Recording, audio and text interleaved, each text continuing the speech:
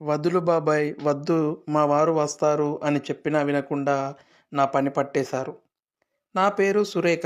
నేను వద్దు వద్దు అంటున్నా వినకుండా మా వారు వస్తారు బాబాయ్ అన్నా పట్టించుకోకుండా నాతో కావాల్సినంత తను చెప్పింది వినకుండా పూర్తిగా నా పని పట్టేశారు. నేను ఊహించలేదు ఇలా జరుగుతుంది అని. ఈ వీడియో ఎవరికి వెళ్తూ ఉంటారు. ఒకరోజు మా ఆయన వెళ్ళి వాళ్ళ మేనమామ అంటే నాకు బాబాయ్ అవుతారు. తను మా ఇంటికి వస్తానని ఫోన్లో మాట్లాడి చెప్పినట్టు మా వారు నాతో చెప్పారు. రేపు ఉదయం కల్లా వస్తా అన్నారు. ఇక ఉదయాన్నే ఆయనను రిసీవ్ చేసుకుని ఇంటికి తీసుకొచ్చారు మా వారు. అతనికి చిన్న యాక్సిడెంట్ అయ్యి హాస్పిటల్కి అని వచ్చారు. ఇక అదే రోజు మేము అందరం కలిసి హాస్పిటల్కి వెళ్ళాము. నేను, మా ఆయన, ఇక బాబాయ్. తను వచ్చినప్పటి నుండి నన్ను అదో విధంగా చూస్తూ ఉన్నాడు. బాబాయ్‌కి 56 సంవత్సరాలు ఉంటాయి. అప్పుడు అతను చూసే విషయాన్ని నేను గమనించలేదు. అతను కూడా అర్థమయ్యేలా చూడలేదు. కామన్‌గా ఉన్నాము. అక్కడికి వెళ్ళగానే కాలుకి తగిలిన గాయం వల్ల బెనికినట్టుగా చేశారు. అంతలో నేను వెళ్ళి కింద పడతారేమో అని తనని అలా పట్టుకున్నాను. అప్పుడు తన చేయి నా ఎదకు తగిలింది. ఇక ఒక్కసారిగా నా నరాలు జువ్వుమని లాగాయి. అన్ అదేంటి ఇలా అవుతుంది? తన చేయి తగలగానే నరాలు కదలడం ఏంటి అనుకున్నాను. బాబాయ్ మాత్రం నాకు ఏమీ తెలియదు అన్నట్టుగానే ఉన్నారు. ఆ రోజు అది పూర్తి చేసుకొని వెళ్ళాము. కానీ నేను అదే ఆలోచిస్తూ ఉండిపోయాను. నేనేంటి ఇలా ఆలోచిస్తున్నాను అనుకున్నాను. కానీ నాకు అది గుర్తొస్తుంది. అది తలుచుకుంటేనే ఇలా జరిగిందేంటి? నేను ఇంకా తలుచుకుంటూనే ఉన్నాను అని మనసులో అనుకుంటున్నాను. కానీ బాబాయ్ మాత్రం ఎప్పటిలాగే ఏం తెలియనట్టుగానే ఉన్నారు. ముసలోడే కానీ మహానుభావుడే అనుకున్నాను. బాబాయ్ చూస్తే అమాయకంగా కనిపిస్తారు గానీ లోపల చాలా ఉంది అనుకున్నాను. బాబాయ్ చేసే పని అలాగే ఉంది మరి. ఆ రోజు ఇంట్లోకి వచ్చిన తర్వాత కొంచెం సమయం తర్వాత బాబాయ్‌కి ఏదైనా తినడానికి పెట్టాలని నేను టిఫిన్ తీసుకొని వెళ్ళాను. తను బెడ్ మీద పడుకొని ఉన్నారు. నెమ్మదిగా బాబాయ్‌ని లేపి కూర్చోబెట్టాను. అప్పుడు బాబాయ్ నా భుజం మీద చేయి వేసి మెల్లగా కూర్చున్నారు. ఇక నేను తీసుకెళ్ళిన టిఫిని తీసుకొని తిని టాబ్లెట్స్ వేసుకొని పడుకున్నారు. నిద్ర పట్టకపోయినా కళ్ళు మూసుకొని పడుకున్నారు. నేను పెళ్ళికి వెళ్ళకముందు కాస్త పెళ్ళికి ముందు కాస్త బొద్దుగా ఉండేదాన్ని. అంటే చబ్బీగా. తర్వాత నేను స్లిమ్‌గా, నాజూగ్గా తయారయ్యాను. ఎప్పుడూ అంటూ ఉంటారు మా వారు, రోజురోజుకి నీ అందం బాగా పెరిగిపోతుందోయ్ అని. అంతలోనే మధ్యాహ్నమైంది. బాబాయ్‌కి లంచ్ పెట్టే టైం కూడా అయింది. ఇక లోపలికెళ్ళి బాబాయ్‌ని లేపడానికి చూశాను. అప్పటికే మెలకువతోనే ఉన్నారు. రండి బాబాయ్ కాస్త తిందురు అన్నాను. ఇక మెల్లగా లేచే ప్రయత్నం చేశారు కానీ తాను లేవలేకపోయారు. తను లేస్తున్నప్పుడు సపోర్ట్‌గా ఉండమని పిలిచారు. ఇక నేను వెళ్ళి తను చేయి పట్టి నిలబెట్టాను. కానీ నడవాలంటే నడవలేకపోతున్నాడు. నేను దగ్గరికి వెళ్ళి తళతళ మెరుస్తూ నా నడుముని అలాగే చూస్తూ ఉండిపోయాడు. ఒక్కసారిగా తళతళ మెరుస్తూ నా నడుము తన కళ్ళకి చెక్కుమంటూ తగిలింది. దానిని కన్నార్పకుండా చూస్తూ ఉన్నాడు.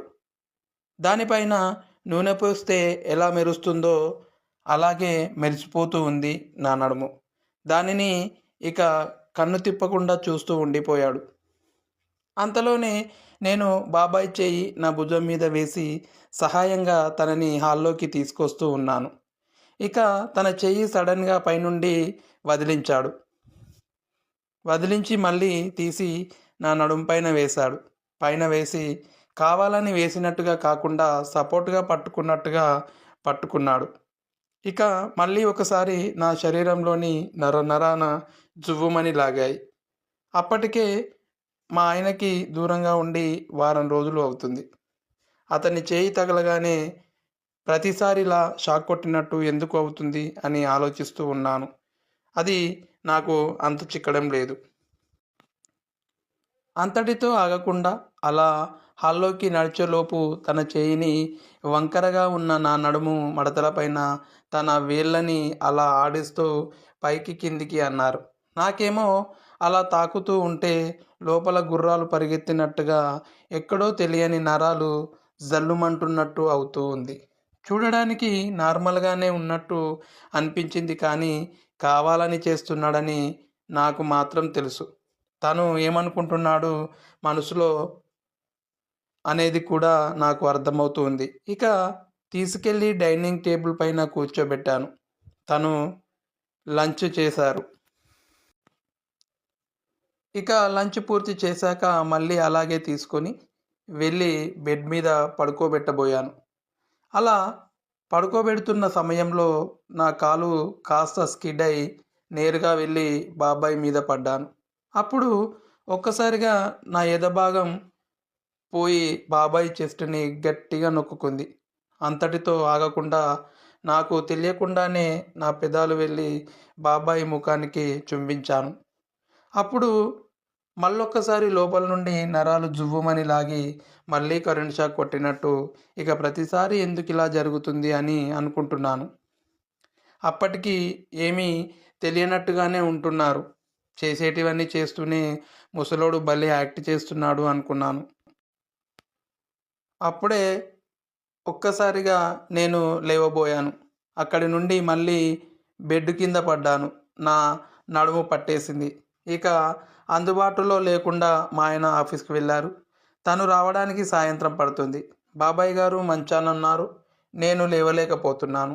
అప్పుడు బాబాయ్ లేచి నేను నెమ్మదిగా సెట్ చేస్తానమ్మా అంటూ అదే మంచం మీద లేపి పడుకోబెట్టారు. తను కూడా అవస్థలో ఉన్నారు. నెమ్మదిగా ఏదో ఒక రకంగా పైన పడుకోబెట్టి పక్కన నేను ఇటు, అటు పక్కన బాబాయ్. పక్కనే ఉన్న బామ్‌ని తీసుకొని వంకలుగా ఉన్న వంపులు వంపులు ఉన్న నా నడుము పైన పెట్టి రాస్తున్నాడు. అలా గట్టిగా రాశాడు. అలా పట్టేసిన నా నడుముకి బామ్ రాసి సెట్ చేశాడు. బాబాయ్ గారు తన పట్టు ఉడుం పట్టులాగా ఉంది. తను అలా రాస్తూ ఉంటే ఒళ్ళంతా పులకరించిపోయింది. మనసంతా ఉక్కిరి బిక్కిరి అయింది. నరనరాన జల్లు జల్లుమంటూ జువ్వుమని లాగుతున్నాయి.